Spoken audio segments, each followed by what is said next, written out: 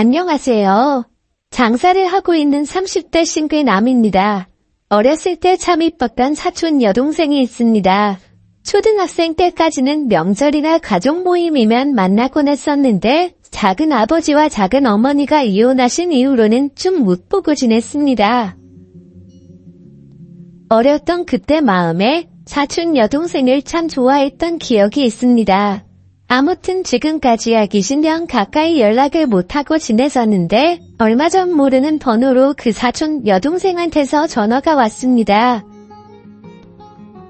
우연히 길에서 다른 사촌을 만났고 그러면서 저를 비롯한 사촌들의 연락처를 알게 되었다며 연락을 한 것이었습니다. 너무 반가웠고 시간 되는 사촌들끼리 모여서 식사를 하게 되었습니다. 그동안 어떻게 지냈는지, 지금은 뭐하고 있는지 등 이런저런 서로의 안부를 물으며 즐거운 시간을 보냈습니다.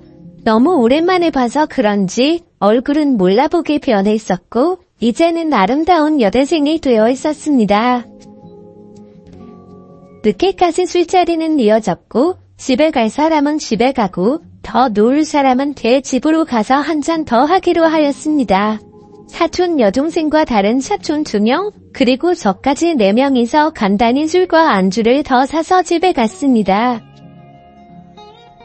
어렸을 때는 몰랐지만 알고 보니 사촌 여동생이 작은 아버지가 친자식이 아니었습니다. 그때 당시에 작은 어머니가 작은 아버지랑 재혼을 하신 것이었고 그때 전 남편과 사이에서 태어난 딸이 사촌 여동생이었던 것이었습니다. 그래서 작은 아버지하고는 별다른 연락을 하면서 지내지 않는다고 하였습니다. 그러고 보니 저희들과 얼굴이 조금 다른 것 같기도 하고 확실히 어렸을 때부터 외모적으로 훨씬 더 뛰어났던 것 같습니다. 또 이야기를 하다 보니 작은 어머니는 작년에 암으로 돌아가셨다고 하였습니다. 그래서 지금 현재 서울에서 혼자 자취하면서 학교를 다니고 있다고 하였습니다.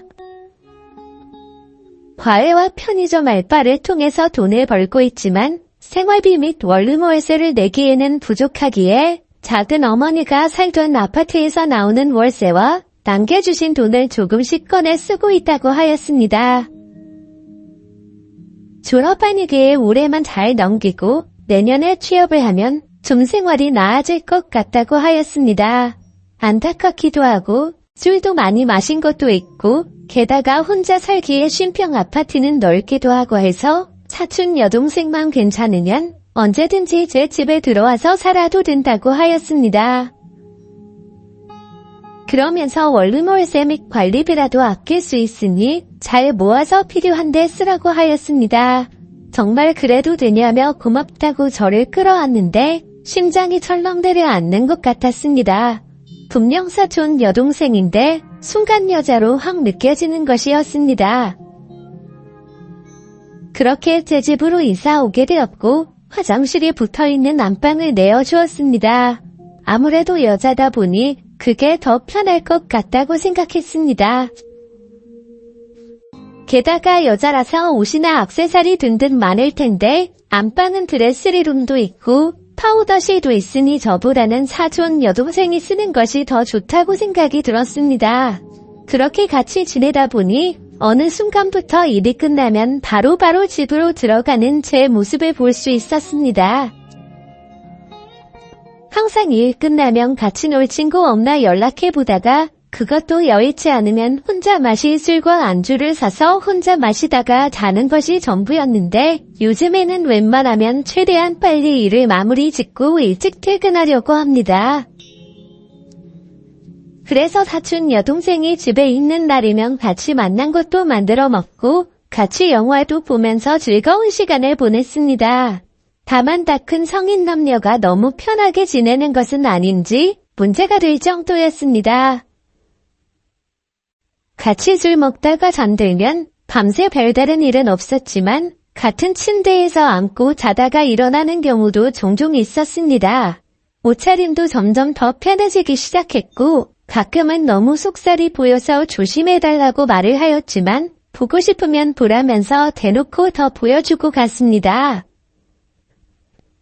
그날도 같이 술을 마시다가 덥다면서 사촌 여동생은 옷을 벗었고 오빠도 남자라고 조심해달라고 하자 또 대놓고 보여주면서 남자가 남자다워야 남자라며 말장난을 하는 것이었습니다. 저도 욱하는 마음에 사촌 여동생의 가슴을 양손으로 잡았습니다. 사촌 여동생은 당황하는 것 같더니 오히려 더 세게 나오는 것이었습니다. 남자다운 척하기는 많이 만졌으면 이제 놓아달라는 것이었습니다. 저는 여동생을 들어매고 침대에 눕혔습니다. 그리고 그동안 참아왔던 머리로만 생각했던 그 다음 진도를 나가기 시작했습니다. 사촌 여동생은 남자인 것 알겠다며 조심하겠다고 그만하라고 하였지만 저는 멈출 수가 없었습니다. 이미 이성을 잃었던 같습니다. 그렇게 선을 넘어버렸습니다. 그리고서는 여동생은 조용히 자기 방으로 돌아갔습니다.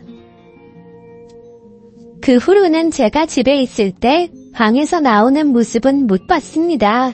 한 2주쯤 지났을 때 노크를 하고 조용히 문을 열어보았더니 집업고 다 정리해놓고 나간 것이었습니다.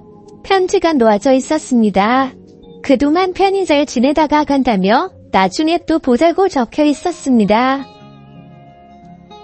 다른 사촌들에게 연락을 해보았지만 소식을 아는 사람은 없었습니다. 핸드폰으로 연락해보았지만 전화를 받지 않았습니다. 제 진심을 담아서 솔직한 마음을 장문의 메시지로 보냈습니다.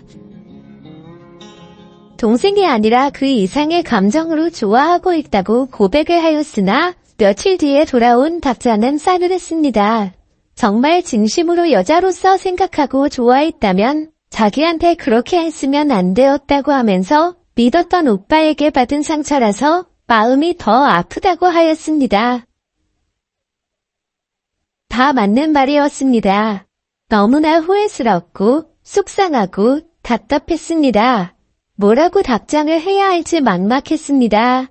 미안하다고 사과하면서 밥 잘 챙겨 먹고 무슨 일 있으면 고민하지 말고 바로 연락하라고 답장을 남겼습니다.